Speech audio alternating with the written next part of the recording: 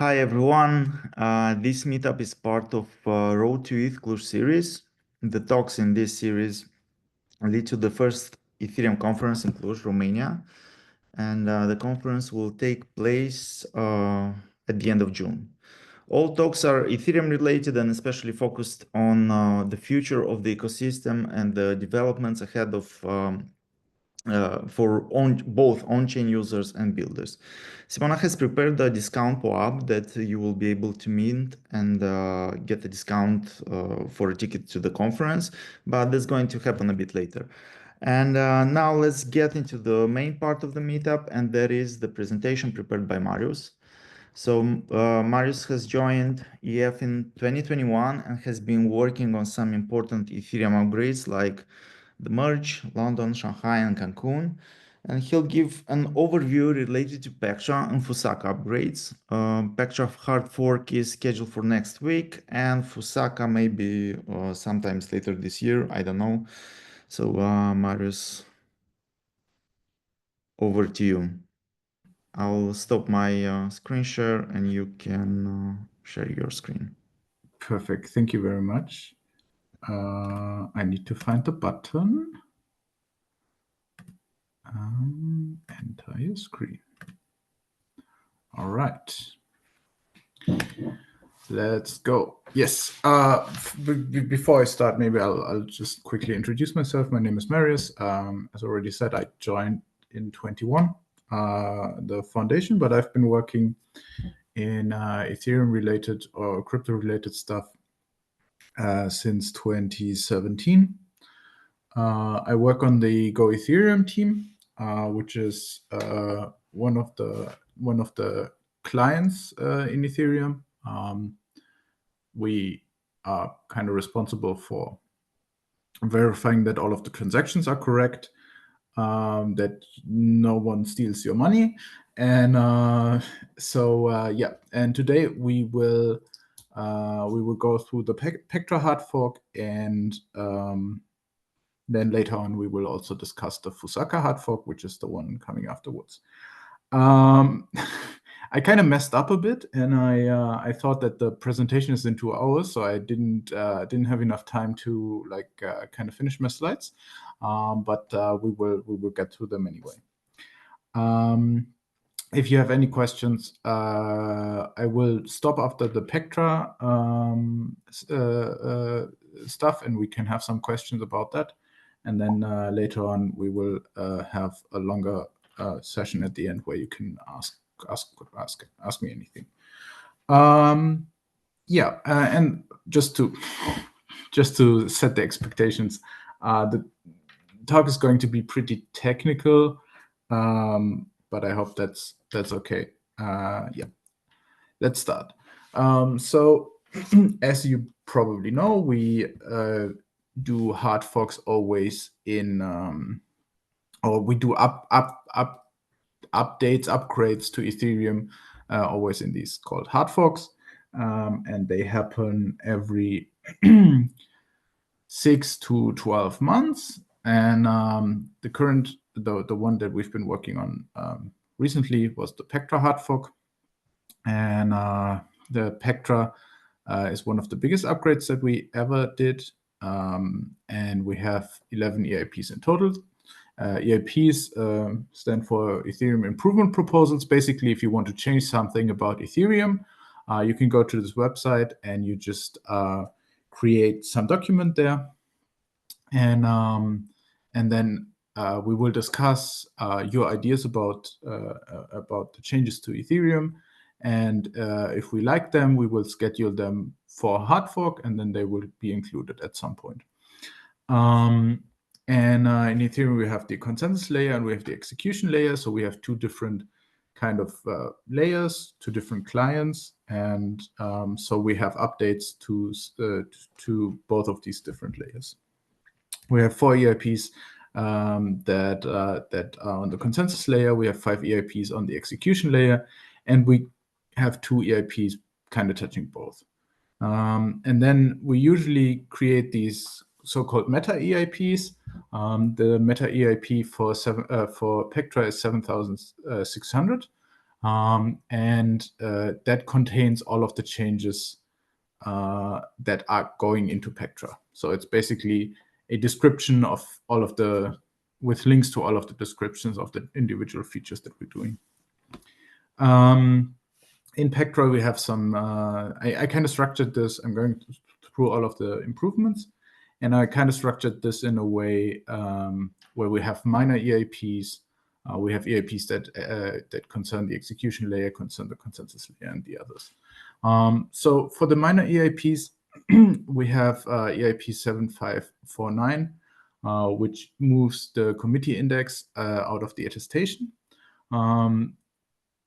Basically, this allows us to compress the attestations better, which means you need to do less verification work for a block. That is, it's a tiny improvement on the consensus layer right now. But what this especially unlocks is it reduces the number of pairings needed to verify a block.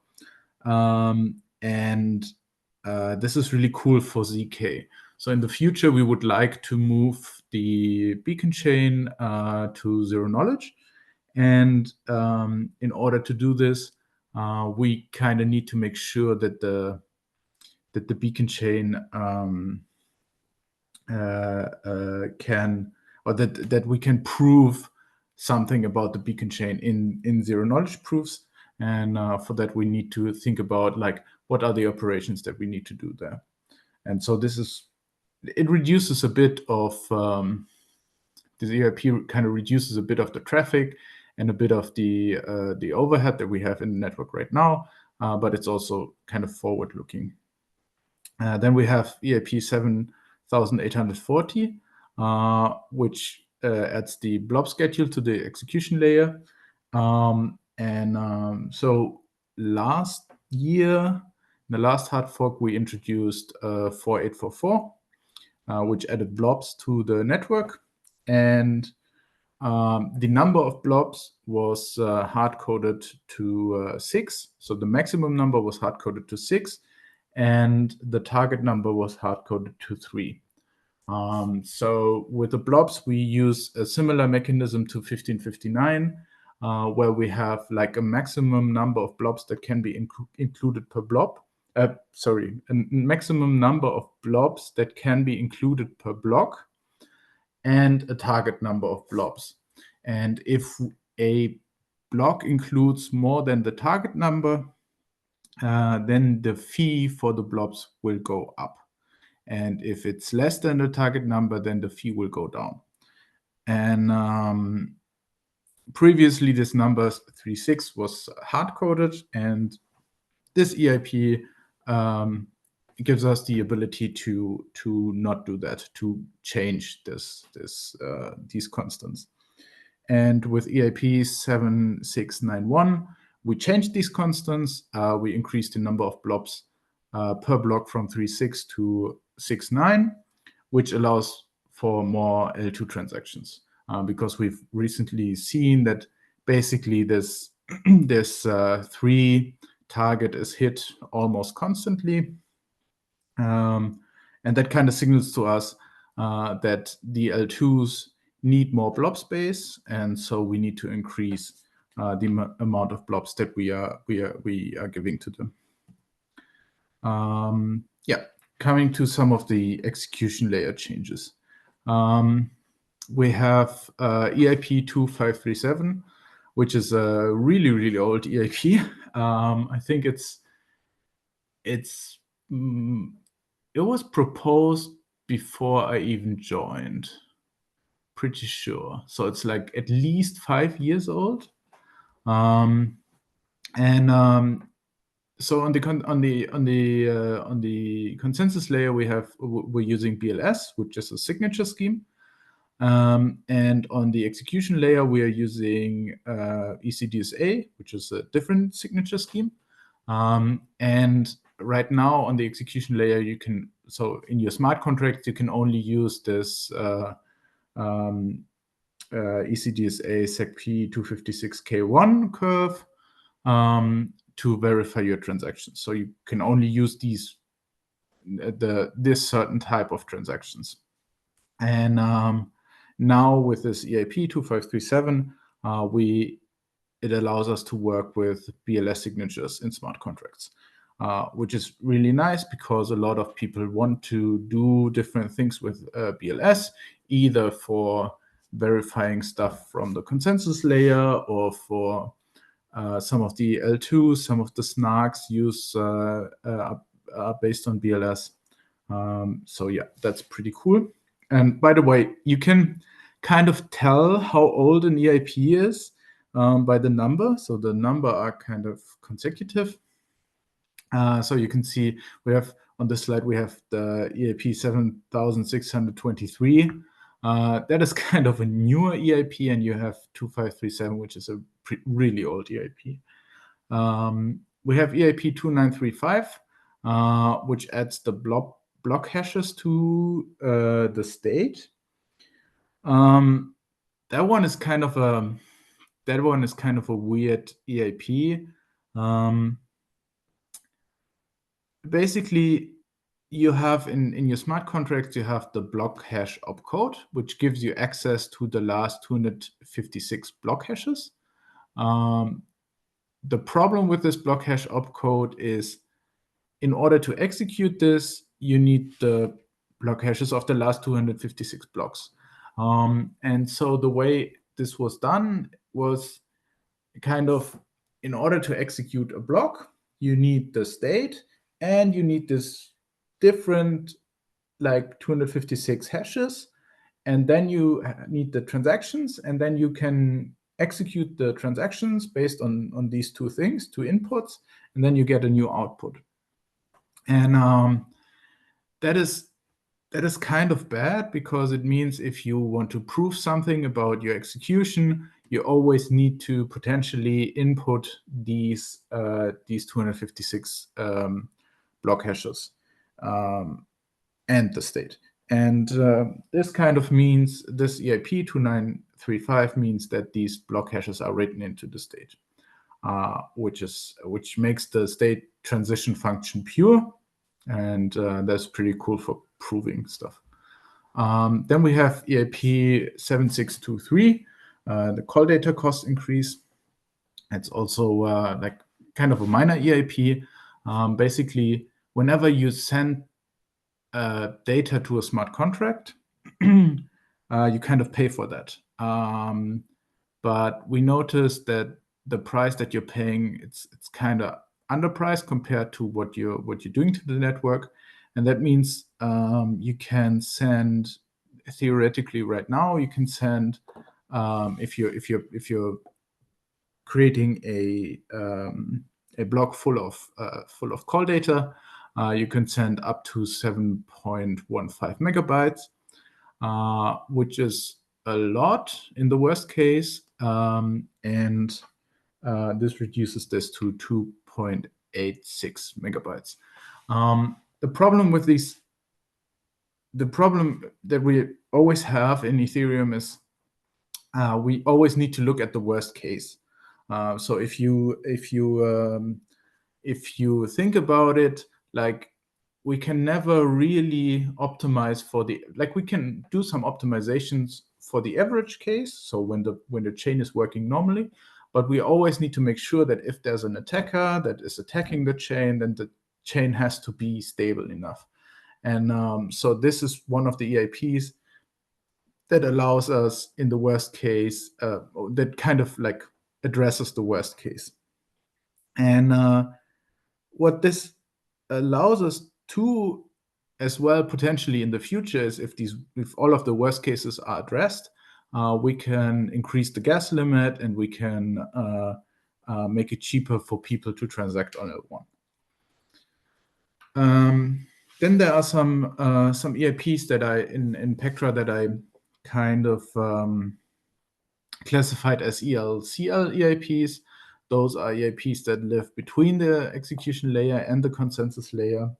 And the big one is 7685. And 7685 gives us mechanism for the EL to tell the CL something.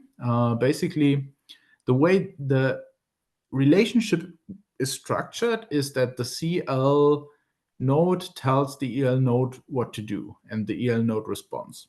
And so there wasn't really a good way of passing information from the execution layer back to the consensus layer. The way that was done was through logs, and the consensus layer would just scan the logs that the execution layer would produce.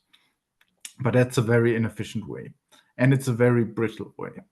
And with this new EIP 7685, it introduces a nice way for the execution layer to tell the consensus layer about something. And then we have to tell the consensus layer about stuff.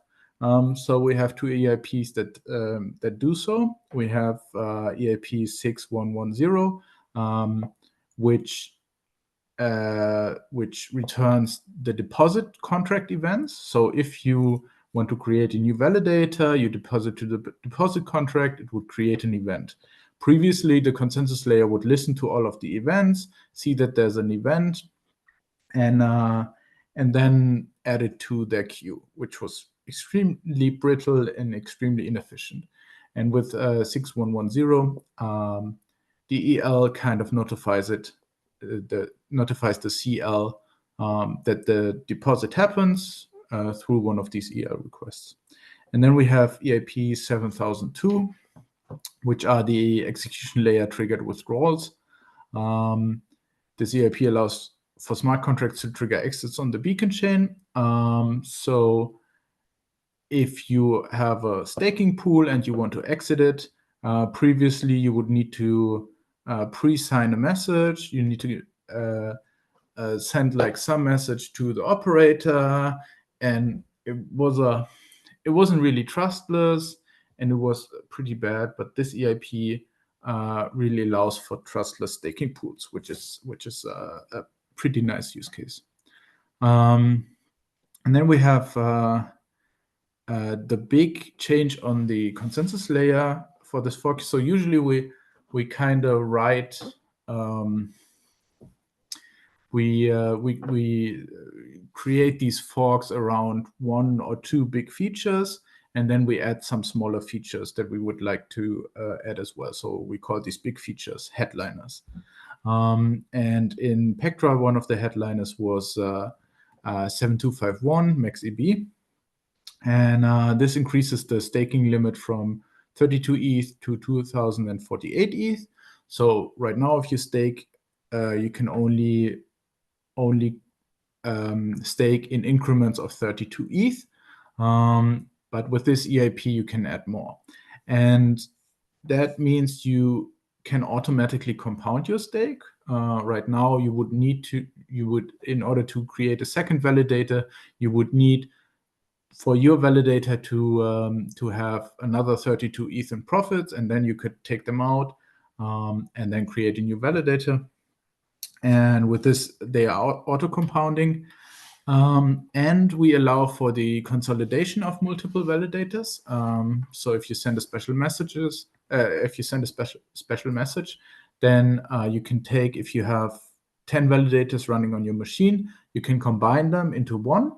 And that means you need to you don't need as much resources, because you don't need to send you don't need to verify the same stuff 10 times. You don't need to create attestations for all 10 validators, but you only need to create attestations for one validator. And this will potentially decrease the number of validators on mainnet while keeping the same amount of stake.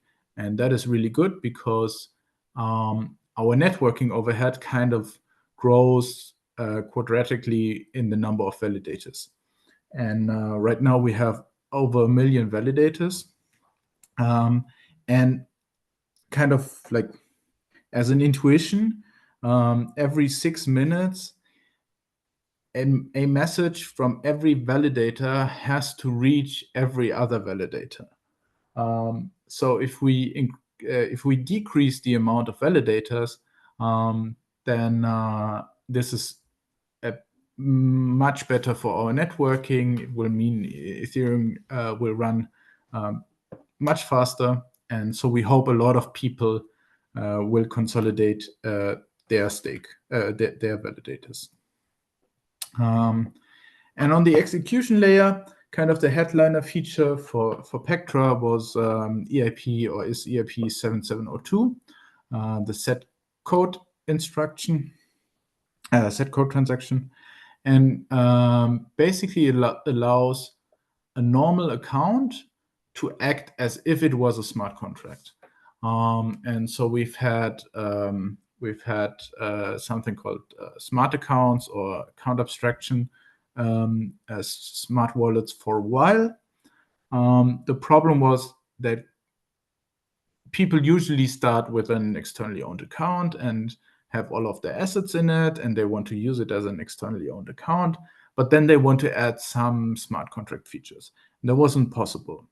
And with 7702, that is now possible, which can improve the user experience significantly for users. So you can think about batching multiple operations together. So right now, if you do an ERC20 swap, you need to first send a transaction to approve that the contract that you're swapping with can swap your transaction, and then you need to send a second transaction for the actual transfer. And that is just extremely wasteful, because it means you need to sign 2 transactions, you need to distribute 2 transactions. It's a really bad user experience, and this will be solved with 7702. It allows for sponsorship, so basically you don't really need to own ETH anymore. So that is kind of one of the problems that many people have with L2s, is kind of if you have some coins on some L2, you also need to pay for the gas on this L2. So for example, you got an airdrop on, I don't know, L2X, then you need to send some ETH there to claim your airdrop, to pay for the fees. And that is pretty bad user experience. So what you instead can do with 7702 is someone else can sponsor you for a transaction, and you just pay them back in the token that you have. And it also allows for something called privilege de-escalation. Basically, if you have like lots of funds on your account, you might want to say, okay, I have one key that can access all of them, like your normal EOA key, but that one is in storage. I'm not going to touch it. And then I have like 2 or 3 keys that I can use for different purposes. For example, I have like a key on my phone that I can only use to buy $10 worth of coffee every morning, or something. And then I have a key in MetaMask that I can only use with a certain asset, for example. All of this is possible with 7702. Yeah, now the big question is when. And as already teased, it's the update is going live on the 7th of May, but it has already gone live on all of the Ethereum testnets, including Hudi, Sepolia, Holeshki, and Ephemery. So if you want to if you want to test some of the features, for example, if you're a staker and you want to test the consolidation feature, or you want to you're a smart contract developer and you want to test 7702, then you can go to one of these networks and test them out. All right, that's it for the first part. I don't know if there are any questions. Otherwise, we will jump into the second part. I have if you have any. Yeah, so why the 32 ETH minimum staking amount was set in the first place? Do you know? Do you have any historical? Yes. So the problem is The problem with this 32 ETH is, like, as I said before, I'll stop sharing my screen for a bit so you can see me. In the beginning, like, it's clear that we have to limit the amount of validators. That is kind of, as I said before, because the amount of networking kind of depends on the amount of validators. We have to have some way of limiting the amount of validators that there can be. And so these 32 ETH were kind of chosen in a way that, like, I think they made some calculation that said, okay, like, if we expect 20 to 30% of all of the ETH to be staked at some point, if we do this, we will have 600,000 validators or 800,000 validators with 32 ETH each. And this is kind of manageable by our networking. So the number that they kind of chose was is kind of below what we have right now. So I think they expected something like 600,000 or 800,000 validators. As I showed, we have over 1 million validators right now. So we kind of went above what they expected when they set the number. But which is a bit scary, because the networking wasn't created with this in mind. But since then, the networking has improved significantly, which is pretty cool. And so we can support 1 million validators. It's also like a testament of how much people kind of believe in Ethereum, is that they are willing to stake their money into Ethereum at this high rate. Yeah. Cool, thanks. There's another one in the chat. So for EIP 7702, does it mean that all existing UAs will automatically gain the benefits of smart contract wallets? Or is it more in conjunction with the dApps that should somehow support this? Yes. So your dApp doesn't need to support this. Like, most dApps should work out of the box. But you don't get these benefits. Like, you need to create a something called an authorization, where you're authorizing a certain smart contract to act as if it was you. And there will be certain contracts that are whitelisted by the wallets that are kind of trusted by the wallets to perform reasonably well. And the dApps should kind of work out of the box, but you would need to sign this special authorization, and then someone would need to put this authorization on the chain.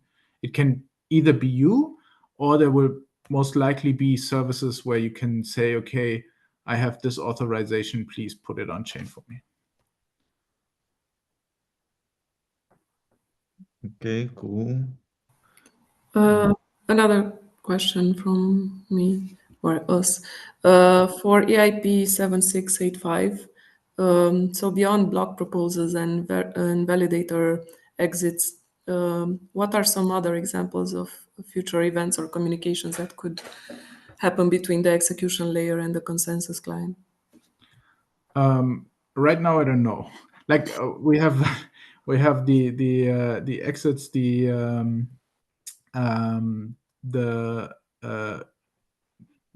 exits, we have the deposits, and we have the consolidations. All of those are triggered on the execution layer and like communicated to the consensus layer. One thing that we are thinking about right now with the blobs, with PeerDAS, is that there will be blobs communicated between the execution layer and the consensus layer. We kind of have that already, but it will be much more in the future. So basically, the consensus layer will, on some level, depend on the execution layer for the transaction propagation of blobs. So if we have like a lot of blobs, like, I don't know, 30, 40, 50 blobs per block, so like kind of like 10x of what we're doing right now, then it's very important that these blocks are like continuously sent around the network and everyone kind of has them in time. And so there will be more of these interactions where we are utilizing both the networking layer of the consensus layer and the networking layer of the execution layer to do jobs. But like within the execution layer, I don't know what else can be done there. But I'm also not an expert on the consensus layer. I don't really know what kind of info or what kind of actions they need from us. So whenever they come up with anything, we're always happy to implement it. But yeah. Nice. Was just curious to see if there's already something, to keep in mind. But yeah, thank you. Makes sense. I think we can, unless anybody else has any questions, or maybe just have them at the end, I think we can move forward with Fusaka. What do you guys think? Cool. Right. Let's get into the interesting part now. So Fusaka,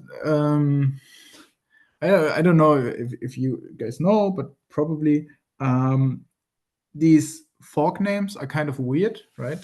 Like we have Pectra, we have Fusaka, we had Glamsterdam, or we're having Glamsterdam at some point, and they are always like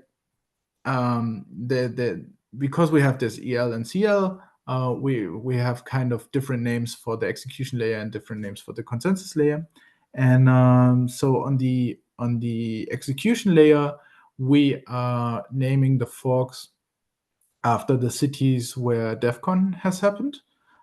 So, for example, Fusaka is DevCon Osaka. Prague is DevCon Prague. Pectra is DevCon Prague. And we're combining the city name with a name for a star on the consensus layer. So on the consensus layer, all of the forks are in alphabetical order, different stars in the universe. So for example, for Fusaka, it's the Fulu star. For Pectra, it's Electra. And for the fork after Pectra, which is called Glamsterdam, which is a combination of Gladios or something. I don't know. I don't actually know the star name, and Amsterdam, because we had DevConnect in Amsterdam.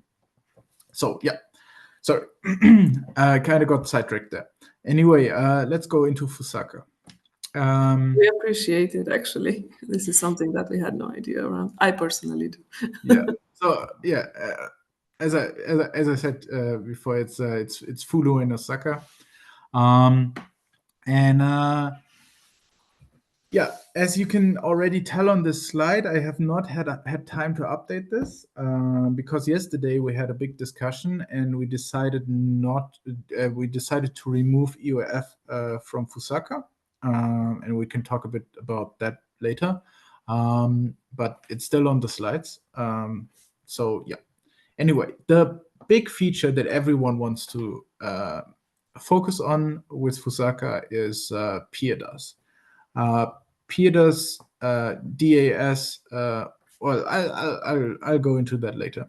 Anyway, and then in addition to PIRDAS, we will have some smaller EIPs, and it will also hopefully act as a shelling point for some of the other things that we're planning. So in Ethereum, we kind of have EIPs that change the consensus.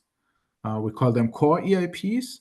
And then we have EIPs that don't really change the consensus, but it would be really nice if all of the clients upgrade at the same time.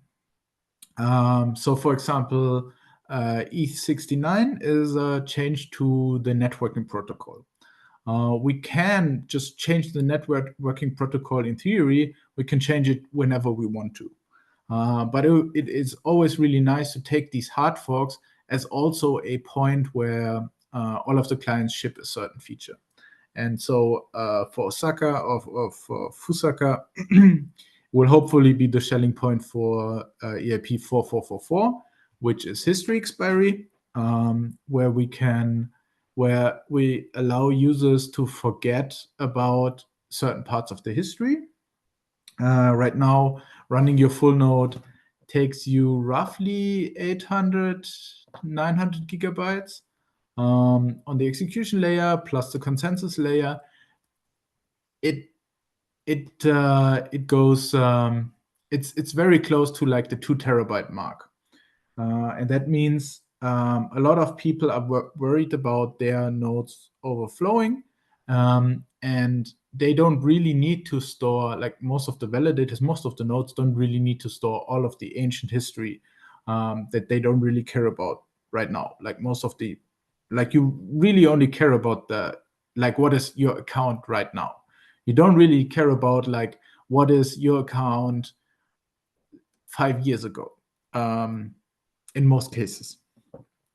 So what 4444 allows us is to remove some of the history from the nodes, and that will mean that that clients will go significantly below the 2 terabyte line, which is nice because then users don't have to buy new SSDs to upgrade their nodes.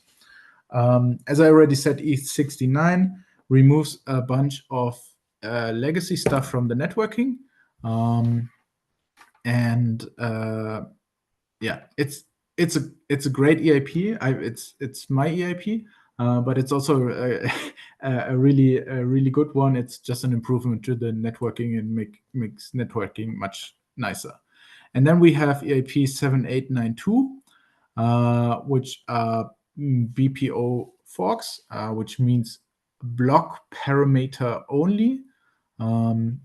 I don't know if I actually have a slide to that. No, I don't have a slide. So okay, then I'll explain it here. For BPO forks, those change the parameters for the blobs. Previously, I told you guys that like we're changing in Pectra, we're changing from 3.6 to 6.9.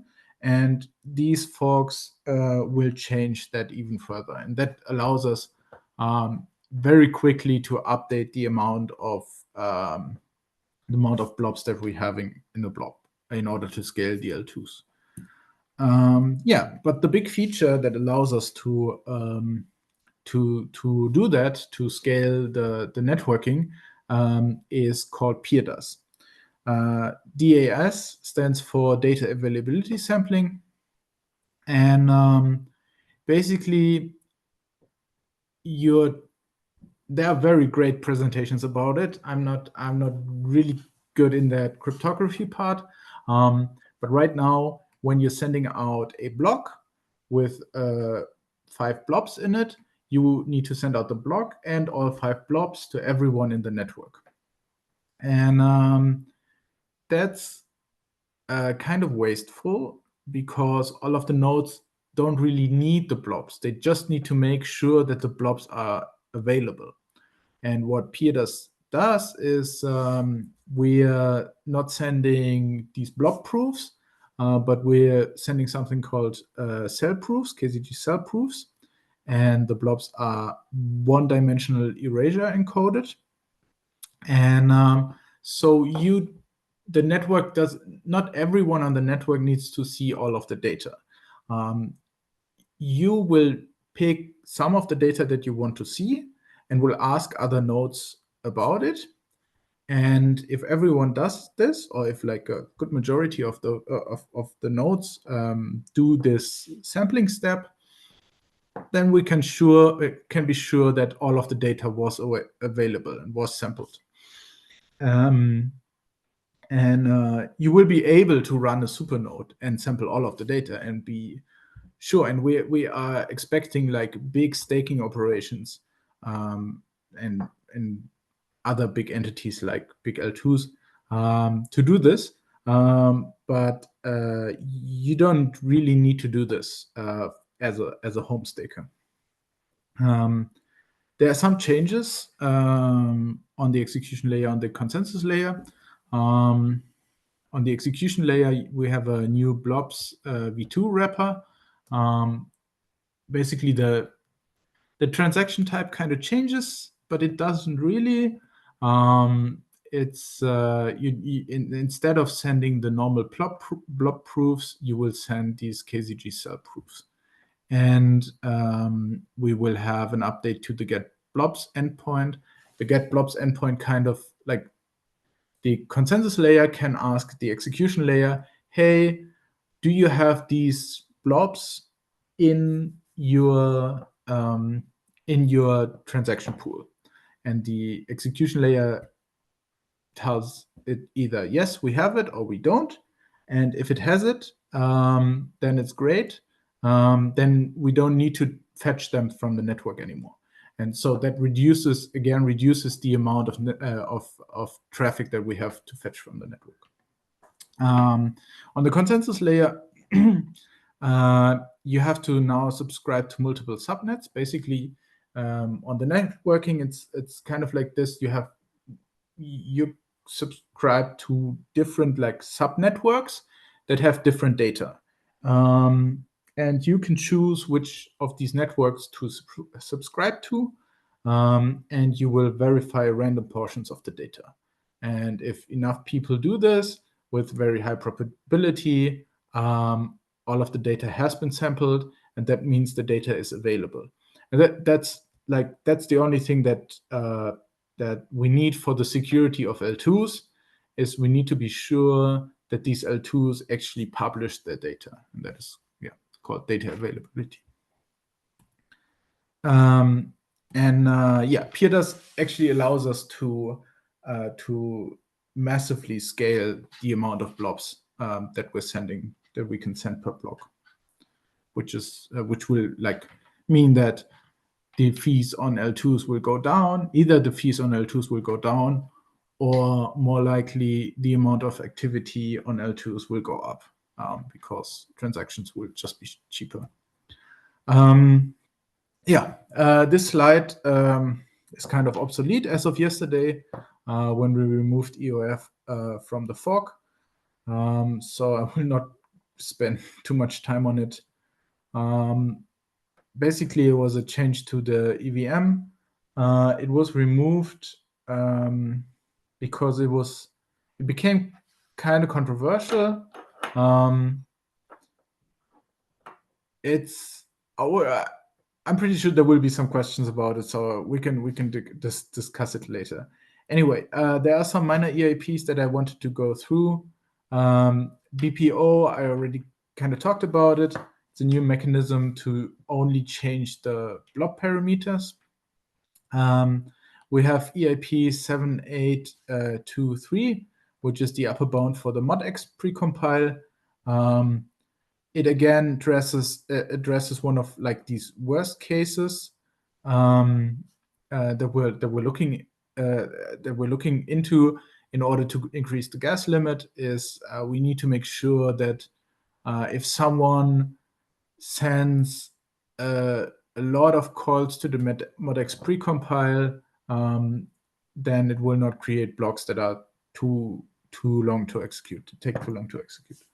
And then we have something called RIP 7212. As you can see, this is an RIP, not an EIP, which is RIP stands for Rollup Improvement Proposals.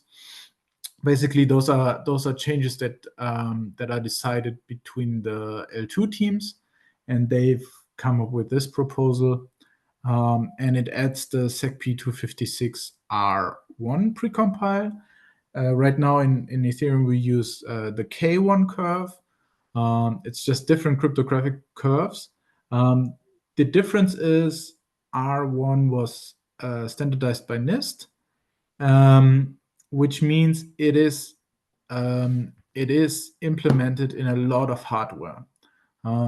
So, for example, in your phone, you most likely have a secure enclave that has these that supports R1 but doesn't support K1, and that means now with this change we can verify the signatures from these secure elements on chain.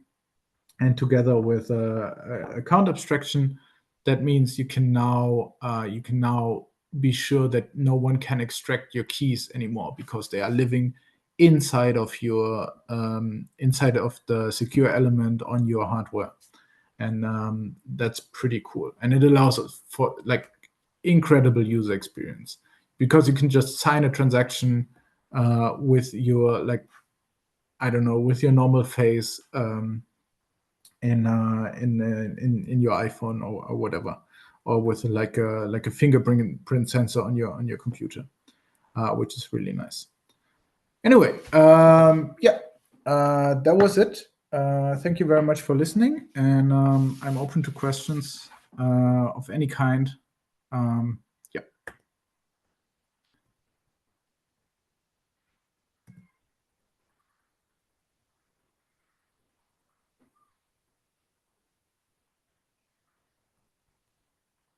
So I'm sure people are going to wonder about the EIP that got stripped out yesterday from the Pectra upgrade, right?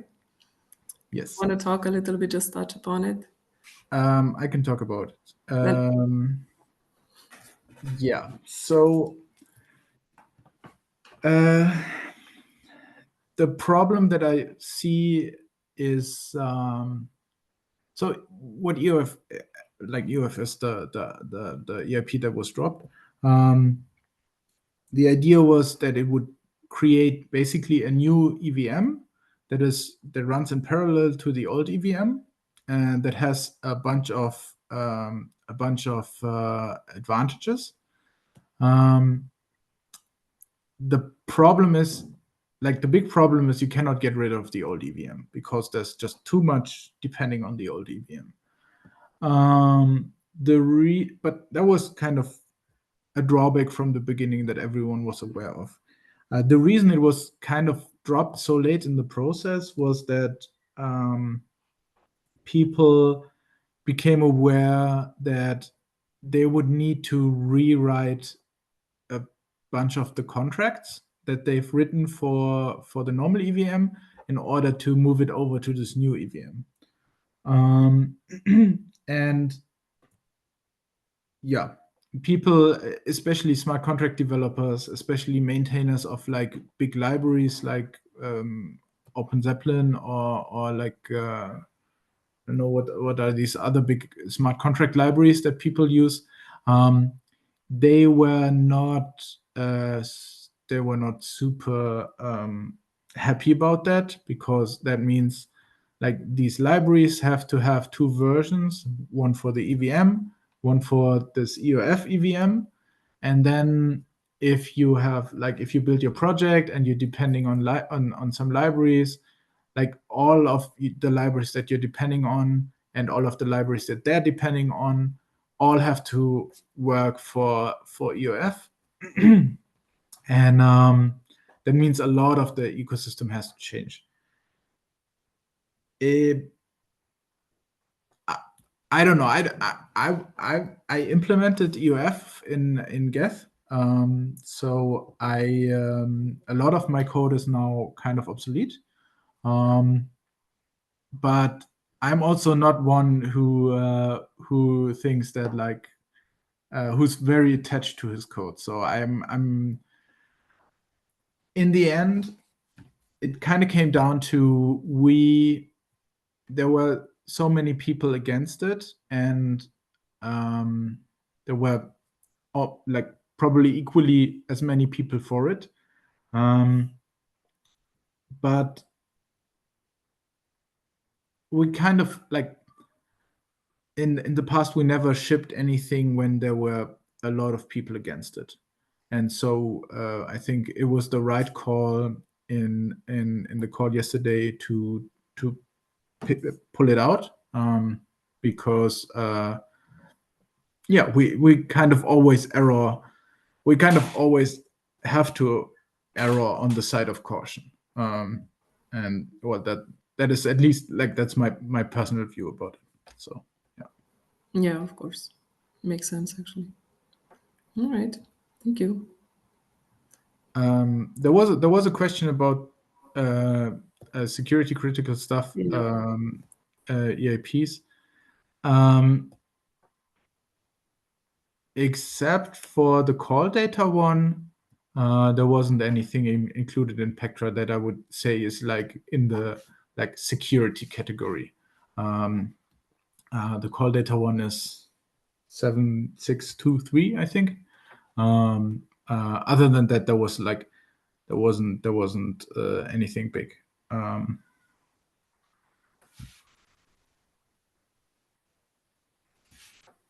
Is there a date, or what was the speculation related to rollout date for Fusaka, or since it's a great question.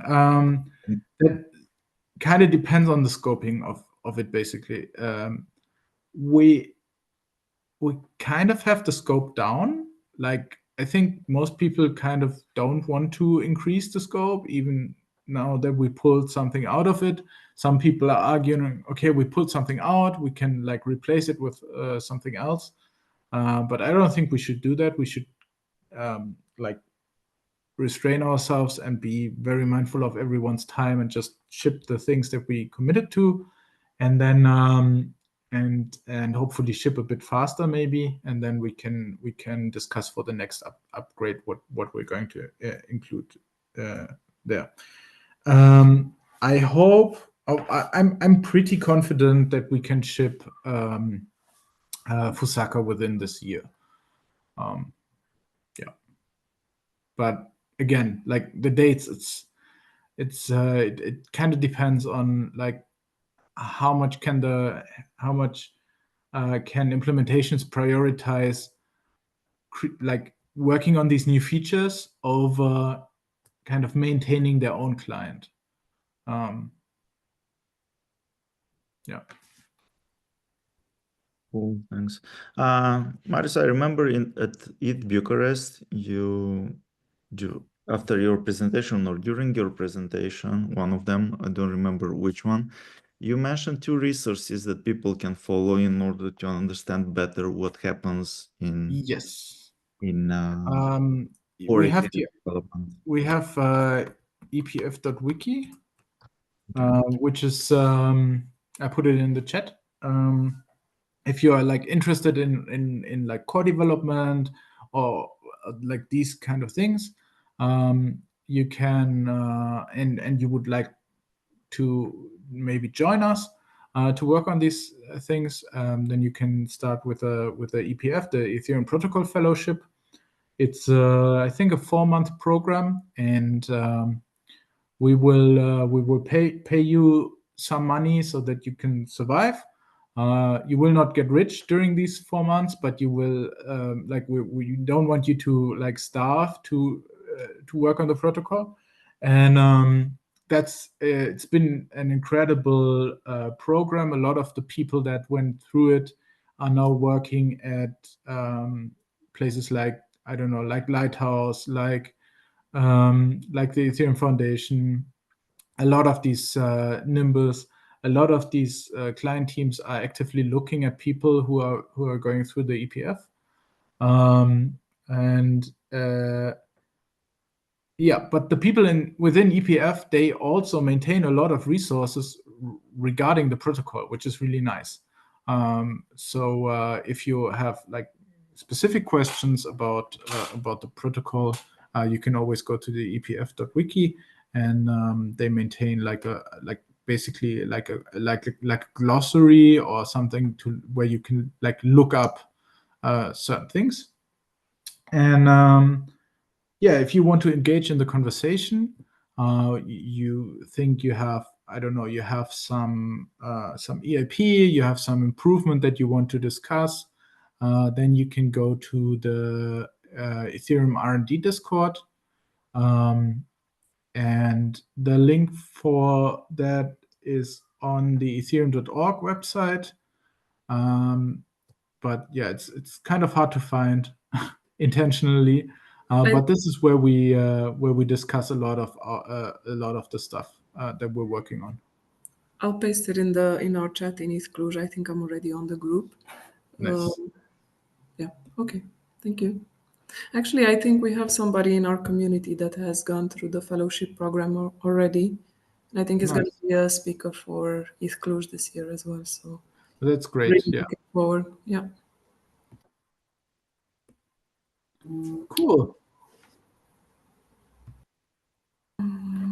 All right. If there are no more questions, guys, anybody? Okay. So if there are no more questions, I guess we can move forward with scanning your POAPs for this session. So just like a brief introduction for anybody that isn't yet familiar with our initiative, which is called Road to ETH Cluj. So this is an initiative that we've taken on in anticipation for our main event for this year, which is the ETH Cluj conference, happening in Cluj-Napoca, Romania, between the 26th to the 28th of June. So we want to give a chance to everybody to attend for free. So if you guys attend online sessions, in-person get-togethers as well, and meetups, we set up POAPs for each of these sessions that everyone can scan or mint. And you basically benefit from a 25% discount for conference tickets this year. The aim here is to gather as many people that are curious about Ethereum, that are willing to contribute, or just willing to just find out what we're building here. So this POAPs can be besides like the, let's say, cool artwork, right, and proof of participation. The 25% discount can be accumulated to one free ticket. So really inviting everybody to scan, mint the POAPs, and hopefully we'll see you guys at the next session as well. I'm just going to share my screen for this. All right, just give me 1 second. While Simona shares the screen, the next session is going to be in May 15th, and we'll have Bianca from DevRel Unit. She'll be talking about oracles and what various available categories there are, and how to choose the oracles for your dApps. All right, so the POAP should be up for everyone to scan. Sorry, I have the wrong one up. Just 1 second. I think I have just give me 1 second. Mm-hmm. Okay. In the meantime, Marius just wanted to thank you for the nice and really understandable presentation. It wasn't that technical if I managed to understand stuff. So yeah, thanks for it. Thank you. Yeah, thank you guys for coming and for listening to me and for bringing a bunch of good questions. And now I'm ready to scan the POAP. Yeah. Hopefully it's the right one now. Sorry, apologies for that. That's the thing with so many POAPs, right? So yeah, just take a moment. It will automatically refresh after each scan. So take a moment, scan it, and hopefully we'll see everyone in Cluj in June, or at the next session. So either one or both. Okay. Yeah, and in the meantime, yes, thank you so much, Marius, for taking your time to talk to us about the upcoming upgrades. I'll I'll be honest, I'm not the most technical person, similar maybe to Bogdan or maybe even less. So, but it's cool to learn from people who are actually leading in this field. So yeah, we'll make sure to keep an eye on what's going on with the upgrade and hopefully do a wrap up afterwards as well. Maybe.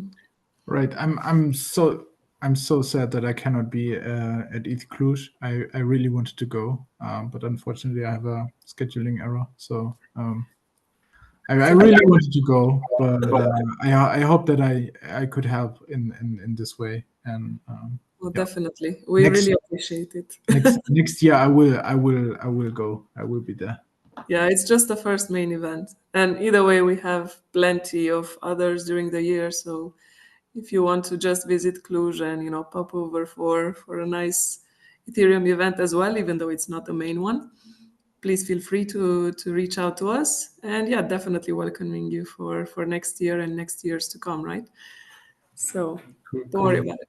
It's all good. We actually appreciate that we have also like a bit more knowledge sharing happening even before the conference event, because in the end, I mean, we're having initiatives all throughout the year, and I think it's important to not put the pressure all on the main event and make sure that we're building brick by brick.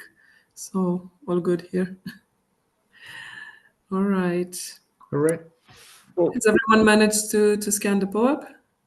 Yeah, good. All right. Well, thank you so much again. Thanks everyone for joining, taking the time to talk to us and ask questions.